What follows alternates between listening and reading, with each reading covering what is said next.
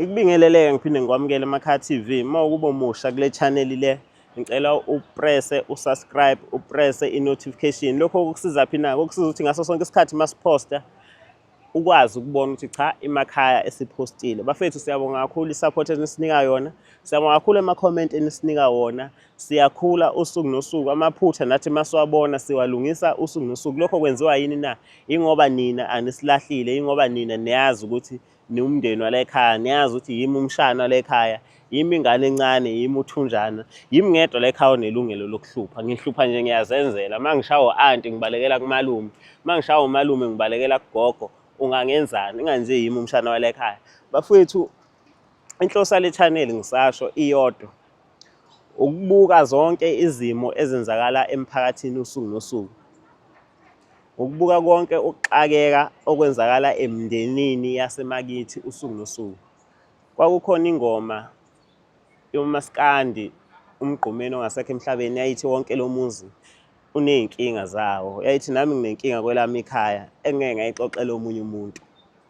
Iy'nkinga ey'kanjalo zibe inkinga, umuntu uba nenkinga angayixoxeli umuntu ezegcine eyobulala noma ezegcine ey'bulala yena. Sithi thina hawu umfoka Ngobese ngoba impilo ibibukeka ngathi imphethe kahle, uganiwe, uney'moto, uyasebenza, bese kwenze njani ukuthi ay'bulale? Kanti unemfihlo angayikhulumi namuntu emudla usuku nosuku.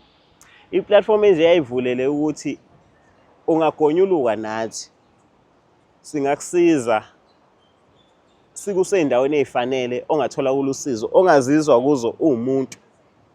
Siye sibasiza abantu-ke sibase kuma-counselling, sibase kodokotela bengqondo, abanye sibase kubameli.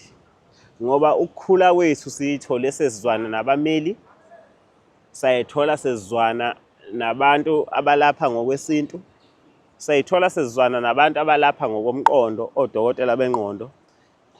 Abasiluleka sayithola sesizwana nabantu-ke nje abadala abazimpilo ukuthi mase kukanje kwakuye kwenzeke kanje. Ngobani ekugcineni akekho umuntu ofanele ayibulale ngenxa yey'nkinga zalo mhlaba. Ngihlezi ngisho mhlawumpe ezakhe iy'nkinga ayifuni imali, ezomunye umuntu ayifuni imali, ifuna umuthi wangempela. Zifuna ukuthi aphalaze akhiphe idliso leli elimhluphayo, umuntu ekhala ethi kunento ela, idinga nje ukuthi ephalaze akhiphe lelo dliso, impilo yakhe ibuyele esimeni. Ezinye umuntu ithunga ukuthi athole umuthi wesichitho, akhiphe isichitho lesanaso, athole umsebenzi noma athole umshado ashade. Ezinye inkinga zomuntu idinga ukuthi aqhaqhe amafindo afasiwe, ezinye idinga umkhuleko ukuthi aqine emkhulukeni. Inkinga zethu ayifani bafethu. Ungazi uyibulale ngenxa yokuthi wena uyibona ukuthi unenkinga enkulu ukudlula omunye umuntu. Emunye umuntu unenkinga yokuthi umkakho uyamjolela namhlanje, ufisa ngisho ukuyobulala ngaleso sizathu ubona isithunzi sakhe sehlile.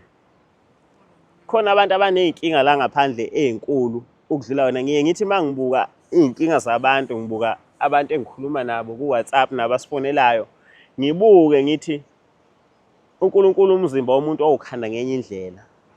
Kodwa bebethi abasontayo ayikho uNkulunkulu into angakunika yona umzimba wakho nomqondo wakho okungeke kunqobe. Ingakho ngiye ngithi makuqala yonke i-episode umuntu uma ngimbuza ukuthi uyaphila na, mekwathi uyaphila ngiye ngijabule ngoba lokho kubuyisa ithemba nakimi ukuthi angeke avuke enze isinqumo esibhedayo.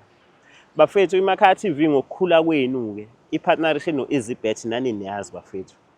Uyajoyina uma ukuba ukajoyini ufake i-promo code ethi Isithembu 50.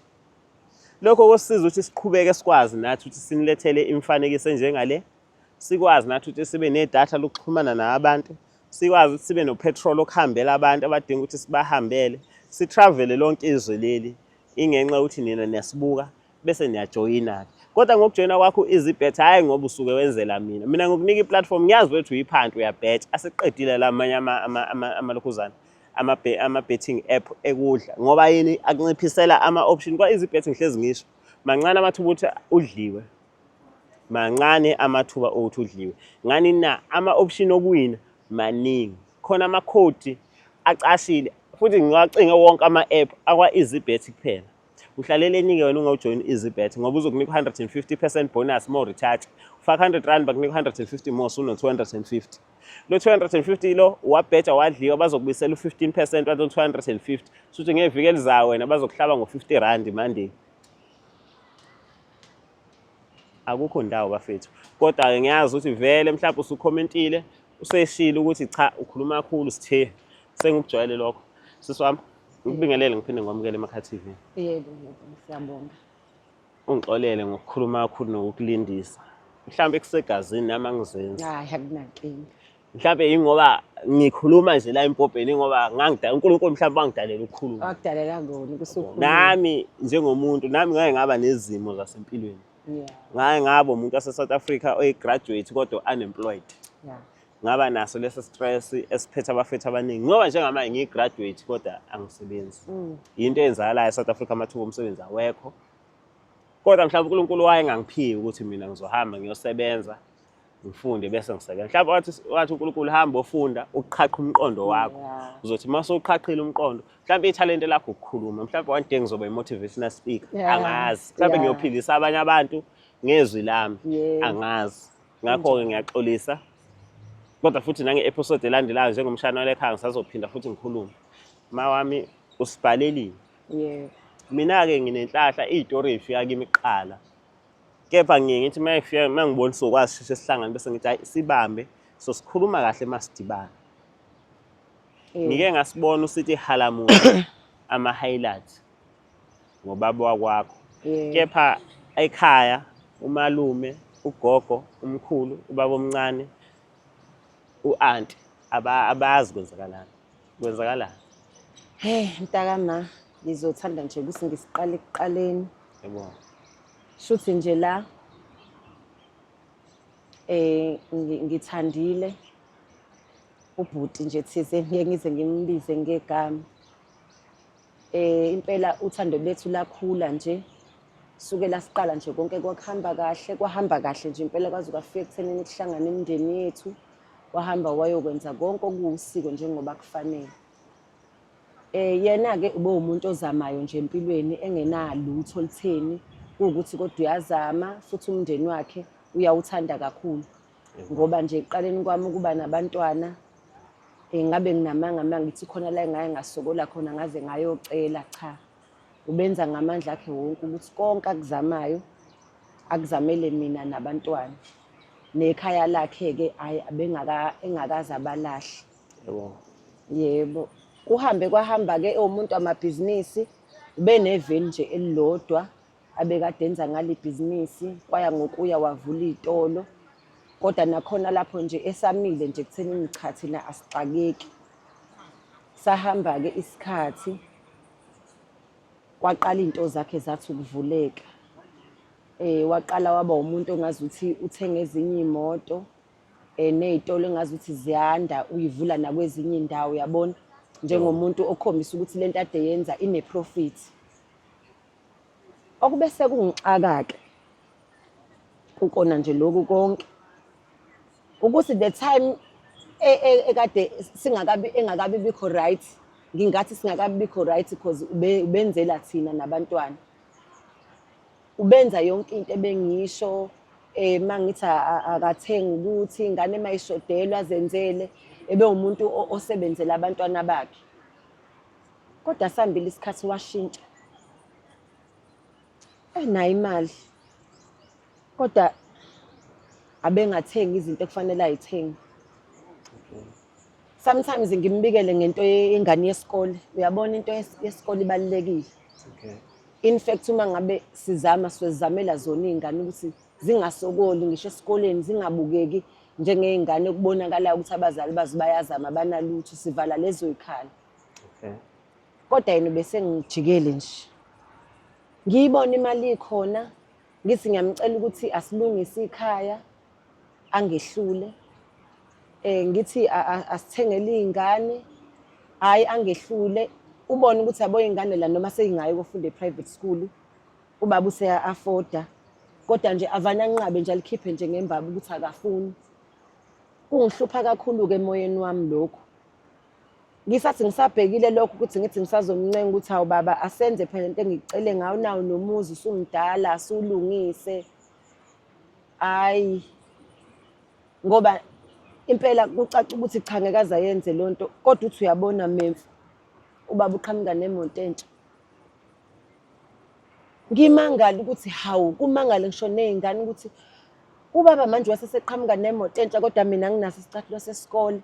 Kube into esiyingqumuzayo nje ney'ngane lezi esey'khulile. Kuphele kanjalo ngoba uyazi nawe-ke nina abantu besilisa anithandi ukubuzwa. Uma kwambuza kuba nomsindo. Bese ngihleli nje phansi kwaleyo nto ukuthi hawu, ubaba kwenzakaleni ngoba ube umuntu owenza sure ukuthi akukho la sishoda khona, kodwa bese kulukhuni. Bese kulukhuni ngale ndlela yokuthi ngigcine nami ngingasazi. Kokunye ngingasakwazi ukumtshela. Uzothi hla ezithandela nje. Uze ukuthi cha, umbone ukuthi uyazithandela. Angifuhleke ngalowo mali athi angihambe ngenze into. Mase kusuka kuyena into ubusungamtshela yona ngoJanuwari. Aze akunikeze imali ngoJulayi. Into akade engayenzi, into ubumtshela ngayizolo, ngakusasa abuye ne-answer. Uhambe kwahamba isikhathi bhuti wami ngakhulelwa. Ekukhuleleni kwami ngithe nje ngisasamukela isisu ngisajabulile ukuthi hawu ngizoba nomunye umntwana. Hhayi, uNkulunkulu wangiphuca lowo mntwana, waba umntwana odlula nje ngisamkhulele waphuphuma. Kwaba kuhlungu kakhulu kodwa ngambikela-ke ubaba. Ngabe ngiqamba amanga impela phambi kaNkulunkulu uma ngingathi wakhombisa ukudabuka noma mhlawumbe ukuzwelana nami ukuthi sidlulelwe ingane ngoba phela leyo nto into enkulu. Into nje angitshela yona ukuthi uzongithatha angise kumuntu ngiyogeza, sigeze ngoba sidlulelwe ingane. Hhayi, nebala-ke lokho wakwenza impela, wangithatha wangisa kumuntu, wadlula lapho. Sesabhekene nje nalokho umoya wami impela usaphansi, kodwa yena amabhizinisi akhe besimama nje, ekhula impela nje, ubona impela ukuthi cha, akusekona ukuthi sesiyazama-ke manje, sesiya-afford impela-ke manje, sesiphila kamnandi. Kodwa lento yakhe kuba likhuni nemali engakayiyeki, izinto engasazenzi njengendlela ade enza ngayo ekuqaleni. Kwahamba-ke bhuti wami wangitshela ukuthi ufuna ukuthatha umfazi wesibili. Yangilimaza kakhulu leyo nto emoyeni wami ngoba phela nakhu asakhile. Ikhaya liyawa, iy'ngane akasayisaphothi ngendlela. Ngaba nemibuzo enhlizweni yami ukuthi ngabe uyena lo sisi lo shuthi obe kunezinto ade ezenza esezenza ukuthi umnyeni wami angasasinaki mina nabantwana. Ngadideka nje ngampela, ngase ngizibona mhlampe ngumuntu ocindezelekile. Ngaba nesinqumo engasithatha ngingedwa, ngingamtshelanga yena ukuthi ngihambe ngiye kumuntu. Ngiyothola nje into noma mhlampe engizozigeza ngayo, mhlampe ngigeze nabantwana ngoba nami ngangingasazi ngempela bhuti ukuthi kahle kahle into ithini. Kungabe ngoba usethanda kakhulu lo sisi noma lo sisi khona izinto afike nazo ezenza ukuthi umuzi wami ngiwubone ungasacacile kanje, ubaba engasangilaleli. Akusenzeki nje ngendlela okwakuyiyona siqala, nhlobo nje sekushintshe ngale ndlela yokuthi omunye umuntu obukayo eceleni naye useyabona ukuthi akusekho mnandi kulo yamuzi. Hey, uma ngifika kumuntu, umuntu wangitshela into ebuhlungu. Ebuhlungu ngale ndlela yokuthi kusukela ngalelo langa ngathuka, ngehla ngisho emzimbeni, kodwa angazi ukuthi ngizokwenzani futhi angazi ukuthi ngizophuma kanjani kuyona yonke lento ngoba angifuni ukuthi mase ngiphuma azi ukuthi sengiyazi ukuthi kwenzakalani. Lo baba lo engangiye kuyena umuntu wamanga wafike wangitshela ukuthi ubaba wakwami uthwele. Njengoba ethwele nje, ingakho efuna ukuthatha umfazi wesibili ngoba mina naye ngeke sisaba nabantwana. Futhi-ke lezi zinto zakhe athwele ngazo zimthuma ukuthi abe nabantu abaningi besifazane ukuze yonke lento yakhe izoqhubeka ingafi. Manje usize enginalo ukuthi mina nabantwana bami sizophuma kanjani, ngoba iwari yami wena bhuti ukuthi uma kungenzeka mhlampe lento yakhe athola ngayo engingayazi ukuthi iyini igcine ingasasebenzi mhlampe ngale ndlela akade ethenjiswe ngayo uzosebenza ngayo, mhlampe ngeke ngilimaze mina nabantwana. Inkinga yami ileyo nje. Ngiyafisa kakhulu ukuphuma kodwa angifuni azi ngoba angazi ukuthi engangenzani. Mengathola ukuthi mina sengiyalazi lonke iqiniso ngayo yonke lento eyenzakalayo.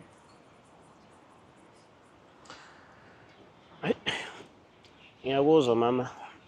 Kodwa iyodwa into engiyaziyo. Umuntu othwele engambulala umuntu. Ngoba ziningi izinto abazenzayo abantu uma beyothwala. Abantu bengenza noma yini ukuze beyothwala. Umuntu othwele ucapable ukubulala. Nje kahle umuntu uma ethwele sesingambiza ngombulala ngoba ekugcineni abantu abazokuthwala ukujula kwabo hayi laba bathi bayathwalisa kanti nabo bathwalela ukuthi abantu beze kuwe bebalethele imali. Abantu abazokuthwala bazokucela uxoxele siswami. Akukho ukuthwala ongenakho ukubulala. Kwesinye isikhathi kuvuswa umuntu osefile. Akubulawa kodwa kuvusa umuntu osefile, lo muntu wafa. Okusho ukuthi ukuthwala konke kunokufa phakathi. So umuntu othwele unaleso sibindi sokubhekana nomuntu ofile. Engahlula yini ukubulala omunye umuntu? Umuntu othwele unesibindi sokulala nenyoka. Engahlula yini ukubulala umuntu? Umuntu othwele unesibindi sokubuka umuntu elala nesilwane. Ebukele kube ngathi lo muntu eyitshela ukuthi uyolala nomuntu nesilwane sakhe. Umuntu okuthwele yena unokulala yena nesilwane silale naye. So umuntu onaleso sibindi mangathi ubulele mina ngeke ngimphikele. So esigameni lesawubhekane naso sisi into engayisho mina ukuthi mali khona ithuba baleka. Kepha futhi mazothi baleka fanele sikucuphelele ukuthi awubaleki ngendlela ejampisayo. And masubalekile egcineni ungwakini. Yebo lo muntu usazi okuningi ngawe nawe unedlozi lakho. Kufanele ukuthi nawe uqine. Ngase ngikhulumisa okwenyanga manje. Kufanele ukuthi nawe uqine uhambe nanoma yiphi inyanga oyithembayo. Mhlawumbe nami ngakulayela ezu3 uzoyiyela wena. Ngoba ngiyasaba ukuthi isikhathi ukulayela abantu inyanga ngoba ngizokulayela wena bese ngakusiza. Uzothi ngayilaya lo mfana lo wangilayela inyanga yathatha mhlampe naye futhi wathwala ngani. Yabo uyathatha u10,000 wami usiza ngilitholi. Manje ngisaba ukulayela abantu inyanga. Kodwa mhlampe ngibuze nje kungenzeka yini futhi ukuthi njengoba ngapho uphunyelwa yisisu kanti lento yena useyiqalile mhlampe neyami ingane yaphuma kwesami isibeletho nayo yangena lapho. Ngiyafisa ukukuphendula kodwa ngesimo samanje ngizocela ukuthi khona abantu abazokuphendula kangcono. Ngicela ukuthula. Mina into engicela kuwe ukuthi uqine. Before nje or before uhambe ngicela ukuthi uqine nezingane zakho iqine. Ngoba abantu abathwele abanye abawazi umuthi. Umuthi anawe lo wakhe nesilwane sakhe uthi kumlandela imali. Kodwa wena mawuqinile uzomhlula. Uqina nje kuzokusiza ukuthi uqina kusiza ukuthi ngisho ngathiwa uzodibana nomuntu othwele ufuna ukupha imali khona izothatha inhlahla zakho. Mawuqinile ngeke aphe wena ungazothi unezibhathi uthi awuyibhathi elingaka umuntu aphufi umuntu 10,000 phambi kwami wangeqa mina. Kanti idlozi lakho li strong lithe asifunde imali le. Iza nezinkinga. So engakululeka khona ukuthi mama qina. Hayi ukuthi qina emkhulekweni, qina emthini. Umkhuleko usadingeka la uwenze nawo kodwa qina emthini. Khona uzokwazi ukuthi mawuphuma ngoba isiphetho sokuthwala sisihle. Egcineni lento ngamjikela lo brishe nibona manje mase kuphela kuba buhlungu because nani nizohlupheka. Kodwa egcineni angazi mhlambe khona inyanga engakulayela zona zingakutshela ukuthi iphuma kanjani. Ngingajabula kakhulu mangingathola zona zingakutshela ukuthi iphuma kanjani ngoba mina ngathi iphuma kanje kanti angihlolile mhlawumbe zona zinokuhlola khona abantu abakwazi ukubona ukuthi isixazululo isiphi. Into engingayenza mina ngakulayela mhlawumbe ngikukhokhele thina siyimakhaya TV ukuthi uhlole hayi okuningi bese bekubonisa ukuthi ungaphuma kanjani, then okunye ngizobe sengizwa ngawo ukuthi wena ufunani, mhlawumbe sobe sesiqhubeka lapho. Kodwa njengamanje ukuthi nje engikubonayo mina because abantu abathwele sengihlale kaningi nabantu abahlale nabo sekukuningi engikwaziyo ngokuthwala yabo. Yingakho nami sengathatha isinqumo sokuthi noma ngathiwa impilo yenzani ukuthwala asiyonto eright. Kodwa futhi singasho sixoxe sobabili abantu esibabikelayo balapha emakhaya bayabuka njengamanje, bayabuka abafowethu besemsebenzini mhlawumbe bakwi-night shift, bayabuka abadriver ama-truck, impolompolo, bayabuka abasematekisini emarenki babhayindile, bayabuka abasekhaya, bayabuka besemsebenzini, abanye bazoyi-downloada. Kodwa ngikuphasisa bafethu ukuthi ni-download amavidiyo bese niwabuka senisekhaya. Asitholi lutho bafethu. Lokho kufana ukuthi udayisa umsebenzi wethu udayisa ngo-R10 kodwa thina kusithathe u-1000 ukukhanda le video. Asitholi lutho. Kodwa nje yibo bazobe sebesitshela emakhaya ukuthi kwenziwa njani ngoba abanye abantu bake baba kulesimo kuso. Abanye abantu baye bambona umakhelwane kulesimo kuso. Yibo abazobe sebesinika iluleko. Ngakho nami ngithatha isinqumo sokunibhalela ngoba thinking ukuthi ngingachaza isimo engibhekene naso bengakhona mhlawumbe abangaba nemibono ephusile engangisiza. Hayi. Kunjalo nje siyabonga kakhulu mbukeli, sicela ukuyivala le video, sicela ukuzwa uvo lwakho nathi sibone ukuthi usisi simsiza kanjani. Yabo nalo wathi talent ayinamngozi. Kusafanele azochaza. Engakusho nje lapha emakhaya ngicela niqhubeke ni-like ni-subscribe ni-join easybet nithenga ama-voucher nginiphathele indaba ezinhle zodwa ngoba vele easybet uyindaba ezinhle. Easybet is the best. Bye bye.